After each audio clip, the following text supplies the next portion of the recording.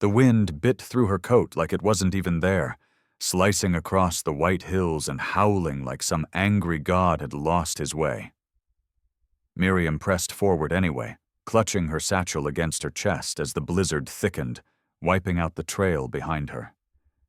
She'd been walking for hours since the last cabin turned her away, her belly hollow and her fingers numb, when she saw the shape, small, low to the ground, and moving.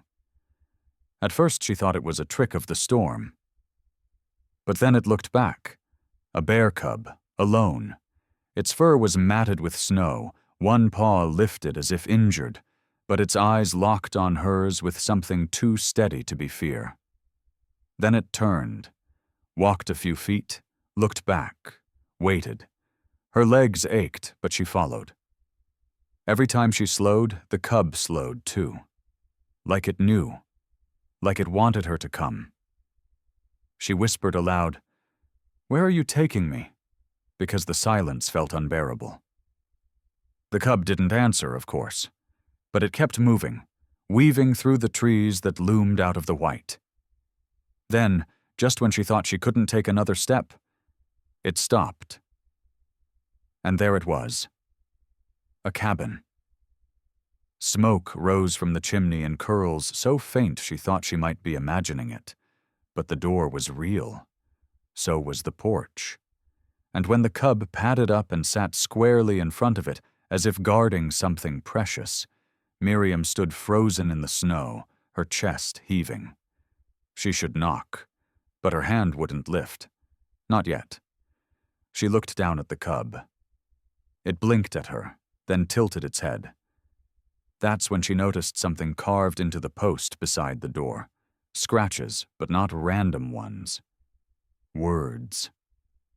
She brushed the frost with a trembling hand. "If you've come this far, you're meant to be here." Her knees nearly buckled. Who would write such a thing? Her heart pounded so hard it drowned out the storm. She stepped closer, lifted her hand, and knocked once. The sound echoed strangely in the stillness. For a moment, nothing happened. No footsteps, no voice, just the storm at her back and a cub at her feet. Then the door creaked open, and a shadow stood inside. Tall, still, and watching her. She tried to speak, but couldn't. The bear cub sat down beside her like it belonged. And the man just stared, unmoving, before finally saying, "I thought you'd come sooner." Miriam didn't step forward. Neither did he. The man in the doorway was unlike any she'd seen. Broad-shouldered, wild-bearded, wrapped in a hide coat, with a presence as immovable as the mountains themselves. Behind him, firelight flickered across stacked wood and blankets, but he made no move to welcome her in. Still, his voice had held no anger. Only certainty. "You should come inside," he said after a long pause. "You'll freeze out here." She hesitated, glancing down at the cub who still sat by her feet like a sentinel. It gave a quiet huff, then nudged her boot with its nose, urging. That's what finally broke her stillness. She stepped forward, every joint stiff from cold, and crossed the threshold. The warmth hit her like a wall, making her eyes sting. The man shut the door behind them with a quiet thunk. She stood near the hearth while snow melted from her hair in thick drops. He said nothing at first, just poured her a tin cup of something steaming, herbs and pine maybe, and handed it over. "Sit," he said simply. "You're safe here."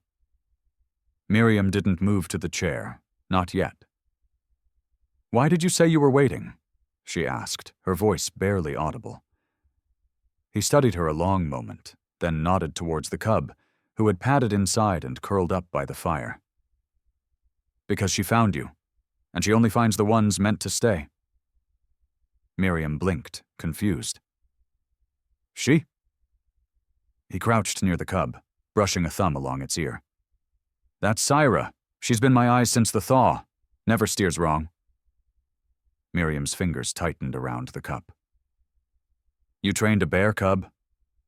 The man gave a tired smile. She showed up during the avalanche 3 winters back, stayed since. Then, standing again, he looked at her fully for the first time. What's your name? She hesitated. Miriam Clark. He nodded slowly as if confirming something. I'm Euan Gray. He let the silence stretch before saying, You look like you've lost something. Her throat tightened. Everything. He gave no false comfort.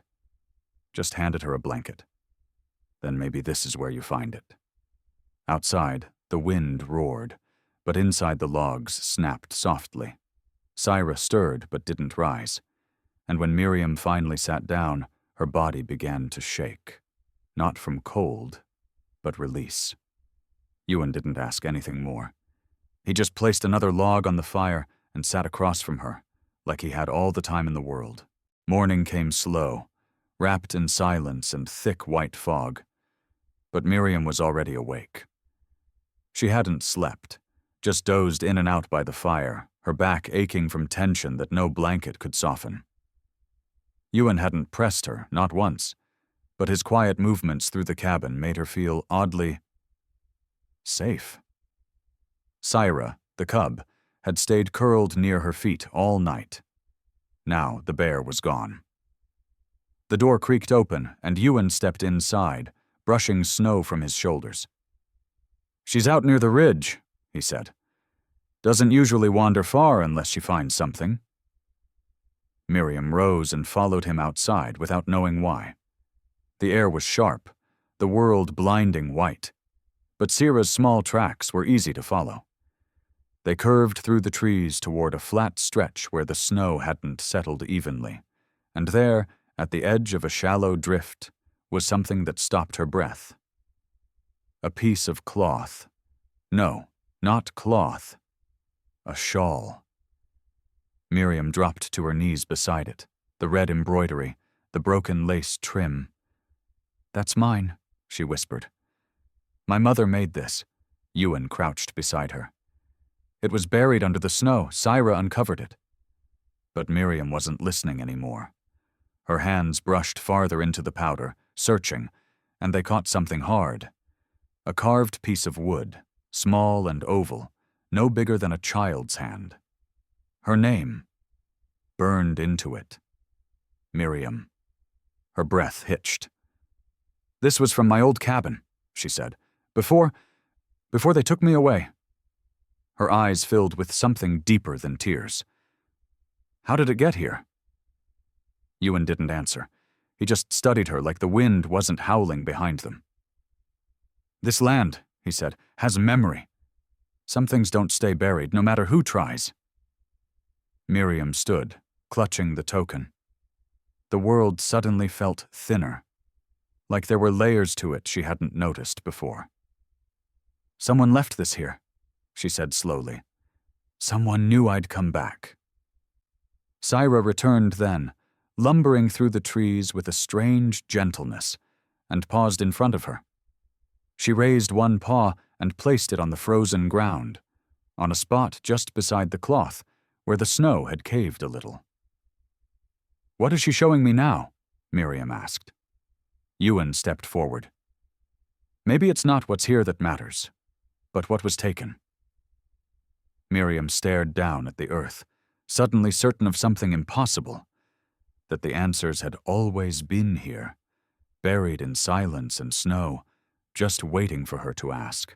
Miriam stood still as the wind turned cruel, slicing through her coat like knives of memory. Syra's paw hadn't moved from that patch of snow. Euan said nothing, only crouched beside it and began to dig with bare hands, the silence between them sharper than any blade. Miriam dropped to her knees again, shoveling snow until her fingers went numb, until the white turned to dirt, and the dirt to something worse. A piece of leather. Threadbare, brittle, but stitched with a red symbol, one she hadn't seen since she was a girl. That's Lakota, she whispered. Euan's head tilted. Your family? She nodded slowly. My mother's side. But this was hers. More digging revealed the rest. A child's shoe, decayed and sunken, then the edge of a rib bone, small and curled. Miriam recoiled, clutching her chest. Oh, God. Euan sat back, breath heavy. They buried her here. No, Miriam said, shaking her head, voice cracking. They told me she ran off. They said she abandoned me. Syra let out a low, throaty sound, not quite a growl, not quite a cry, and sat beside the broken earth like a sentry. Miriam couldn't move. I was 5, she said softly. I remember fire, screaming. Then the sheriff took me, said she wasn't fit. I waited every day for her to come back, every damn day. Euan looked at her, snow caught in his beard. This land was hers, he said. She didn't run. She died protecting it. Miriam covered her mouth, trying to breathe, but the weight in her chest was drowning her. They said she left me, she repeated, as if words could undo the lie. Euan reached forward and gently laid a hand on her arm. They lied to you. She stared at the uncovered bones, no longer afraid, just hollowed. Why would Syra lead me here? She whispered. Why now? Because something wanted you to know, he said. Maybe the cub saw spirits, or maybe she just felt what we forgot to feel.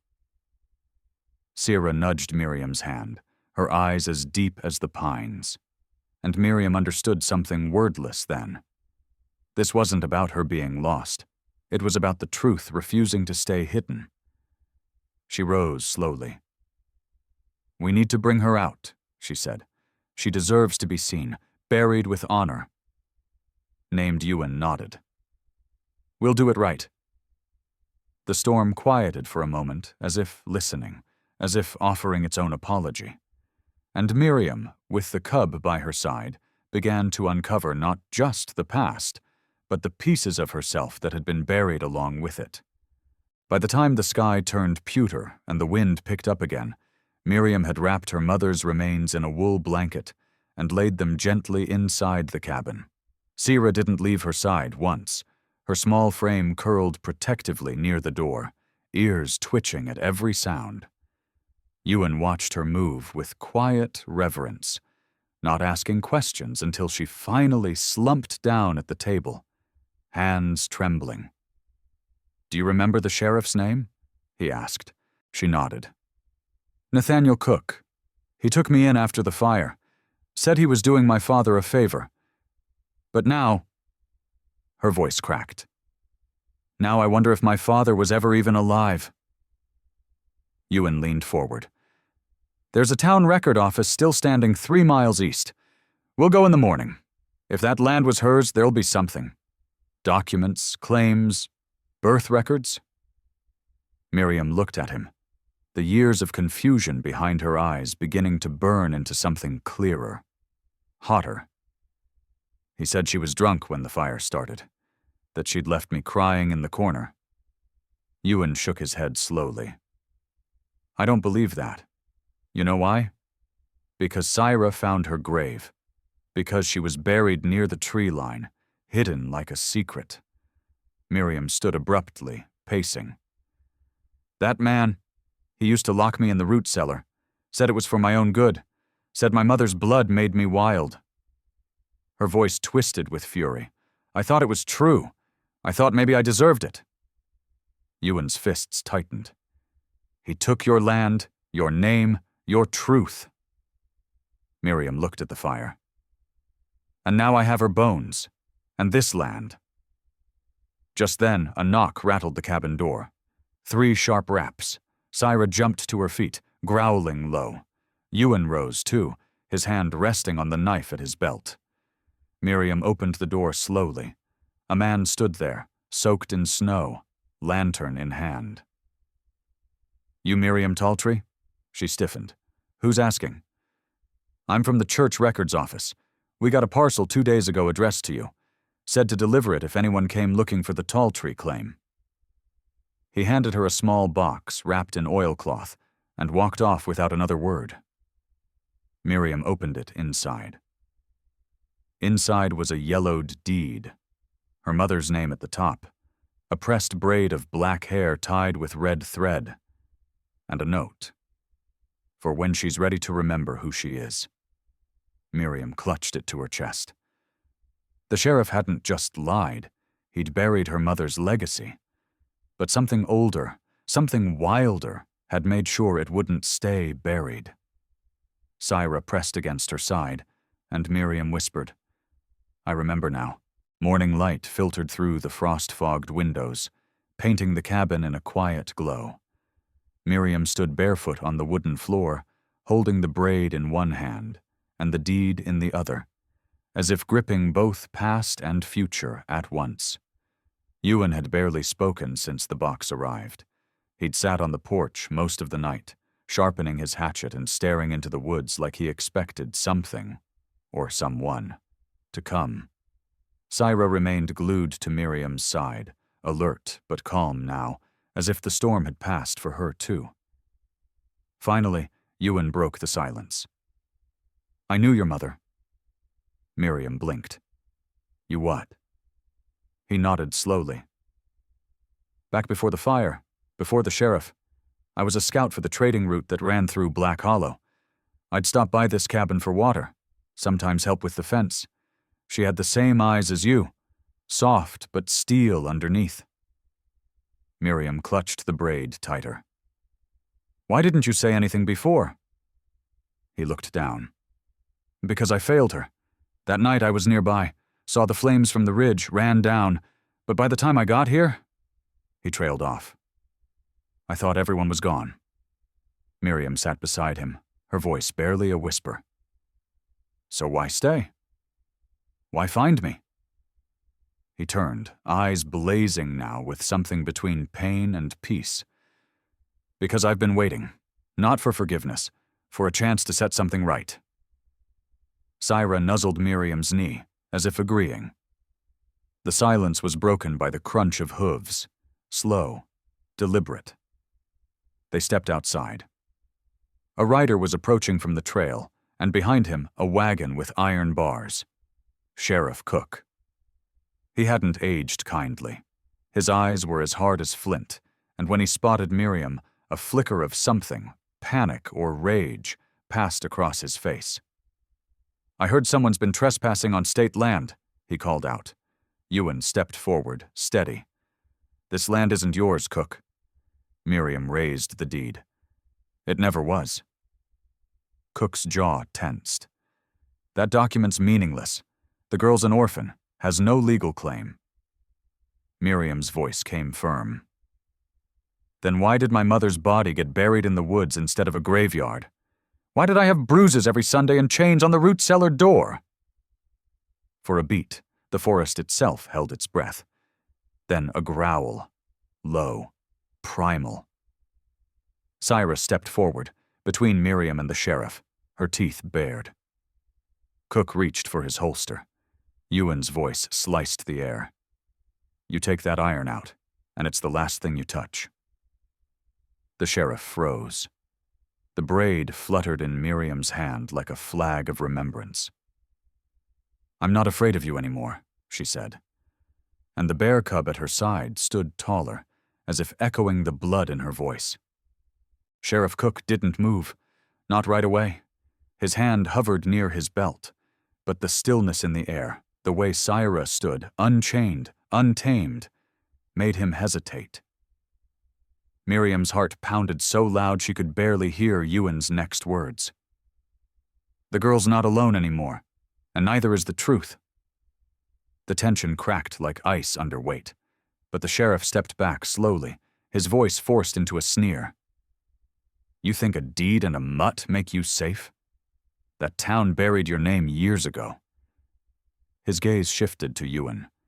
"And you're just a drunk hiding in a shack with ghosts." Euan didn't flinch. "Better a ghost than the devil you served." Miriam held up the braid again, higher this time, and spoke with a calm that surprised even her. "You remember her. Don't lie. You remember how she screamed when you—" Cook lunged forward suddenly, hand reaching, but Euan stepped in fast, catching the sheriff's arm mid-air and twisting it until bone and badge cracked against wood. He wrestled the iron free and tossed it into the snow. "No more guns here." Syra barked once, a short warning. The wagon driver behind Cook was frozen, unsure if he should intervene. But Euan's glare made his decision easy. He turned the reins and rolled slowly backward down the trail. The sheriff collapsed to his knees in the slush, cursing through clenched teeth, but he didn't get up. "We should take this to town," Euan muttered. "Let them see the girl they left behind." Miriam hesitated. "They won't care." But Syra nudged her gently, and something about the warmth in that touch, animal to human, wound to wound, moved her legs forward.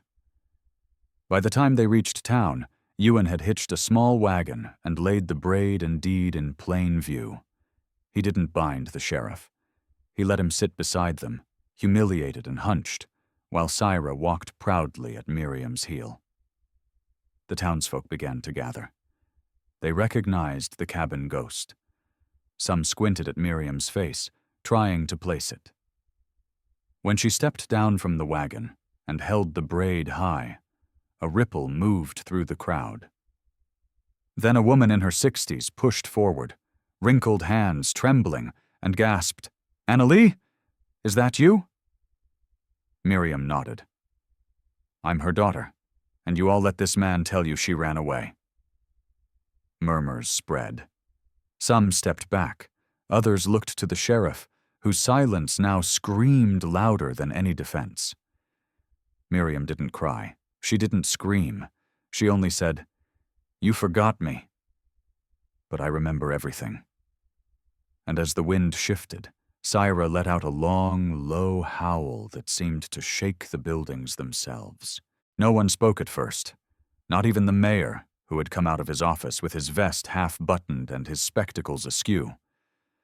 The townsfolk stood in a tightening circle as the sheriff sat hunched on the wagon bench, his jaw clenched and eyes down. Miriam held up the faded deed again, this time unfolding the brittle edge to reveal the signature. Annalee's, in ink that hadn't faded. "She signed this the day before she disappeared," Miriam said, her voice even but sharp. "And Cook witnessed it. That was the last legal act my mother performed before she vanished." The crowd shifted uncomfortably. An old man near the general store muttered something about remembering the braid, how it had once hung outside the sheriff's office before it was suddenly gone. "I was 6, Miriam said, looking at the ground. "I remember my mother begging. I remember the shotgun. I remember the braid being cut." Euan stepped forward, holding up the small sack of town records they had brought. Documents pulled from under the floorboards of the cabin, records that never made it to the courthouse. "He buried every trace," Euan said, his voice rough, "because she told him no." A gasp rippled through the crowd. Because she said no to him, and he didn't like that. The mayor turned slowly, his face pale. "Sheriff Cook, is any of this true?" Cook raised his head slowly, jaw twitching, then muttered, "She was no saint." That woman turned every head in town. What was I supposed to do? Let her claim land meant for better folk? The words hung in the air like smoke after gunfire. Syra growled low. Miriam stepped closer. "My mother planted those cottonwoods herself. She harvested with her hands. She gave birth to me on that land. And the only reason she died alone was because this town listened to you." A woman in the crowd sobbed. A man took off his hat, and the mayor said, "Sheriff, you're relieved." Permanently. Someone from the crowd shouted, "Give her the land!" And the cry was echoed again, then again. Miriam looked to Euan, who only nodded once. The mayor approached with careful steps and took the deed from her hand, then raised it in the air. "This town wronged you," he said, "and we don't get to erase that, but we can set one thing right." He turned to the crowd. "This land belongs to her, and we're not going to bury it again." Miriam's knees buckled slightly, not from weakness, but from the weight finally shifting. Sierra nudged her leg again, and when she looked down, the dog's eyes were full of something close to peace, maybe even pride. By dusk, the town had emptied towards the East Hill, where the old cottonwoods still stood like sentinels around what little remained of Annalee's cabin. Miriam knelt in the blackened dirt where the hearth had been, her fingers brushing the faint circle of soot as if it might still hold warmth from a fire long extinguished. Euan stood beside her, arms crossed, gaze scanning the perimeter with a quiet that felt protective more than anxious. The townspeople stayed at a respectful distance, silent, watching, as Miriam laid the deed down on the stones, as if offering it to the woman who should have grown old here. "This is still hers," she whispered, voice dry as the ash around her. "Even if she's gone." Sierra wandered slowly through the cabin's remains, nose to the ground, then looked back and whimpered once.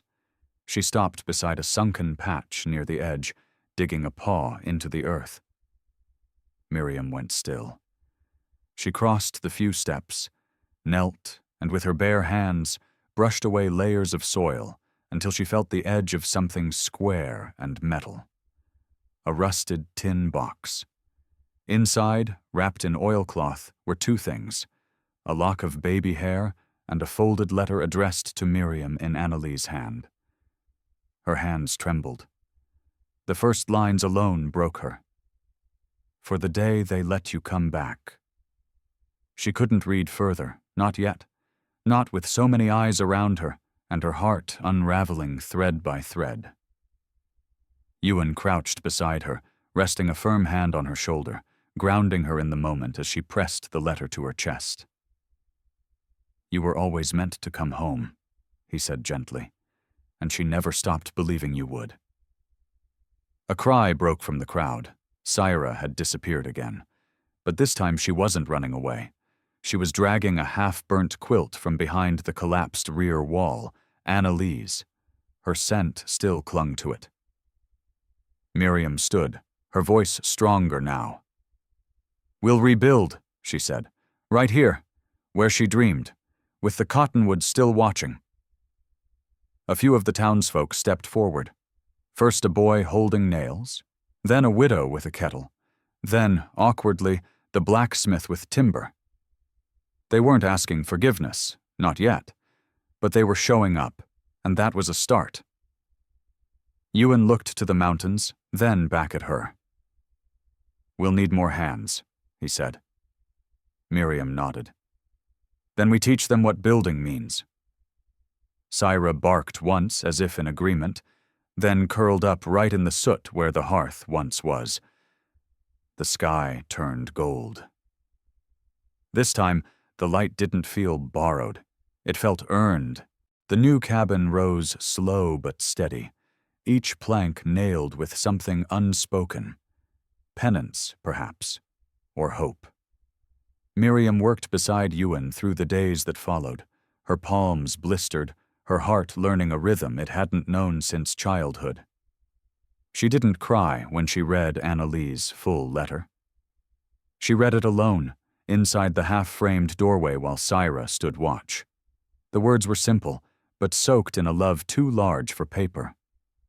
"I named her after the wind, Miriam, because I hoped she'd carry you home." That was the first time Miriam said the baby's name out loud. Anna. Just Anna. It fit like breath. That same day, Sierra vanished again, and this time Miriam didn't chase. She just waited on the porch, trusting. When the dog returned at twilight, she carried something in her mouth, not food, not scrap, but a baby shoe, soft and hand-stitched, marked with ash. Miriam collapsed to her knees, laughing through tears, holding it like a relic. "She didn't just dream," she whispered. She waited. On the 7th evening, with the frame of the cabin up and the roof halfway done, Euan came to her with a question he hadn't dared voice. "You said your father gave you away like nothing, like a broken dish. So what are we building now, a shelter or a home?" Miriam looked to the cottonwoods, their leaves whispering low, and said, "A place where no girl gets sent away again. Not for being pregnant. Not for loving the wrong man. Not for being too much or too little." She looked back at him then, her voice quieter. "We're building what she never had, and what you and I still might." That night, they laid the first fire in the new hearth. Syra curled beside it, one paw resting on the baby shoe as if guarding it still. Euan took Miriam's hand but didn't say anything. He didn't need to. The wind through the cracks carried enough voices for both of them. When the firelight danced along the new walls, Miriam stood and pinned Annalee's letter above the hearth, burnt at the edges, fragile but there. "We don't erase the ashes," she said. "We build over them." Outside, the townsfolk left gifts by the fence: an apron, a blanket, a single white flower. None knocked. They just left them like offerings, slow proof that the land was shifting. When Miriam whispered good night to the wind, it seemed to answer back, not with words but with warmth, not borrowed this time, not fleeting, but hers. Please like, share, and subscribe to support more true-hearted stories on Stories Left Behind. If your name had been written in that wind, would you have followed it home too? Tell us in the comments.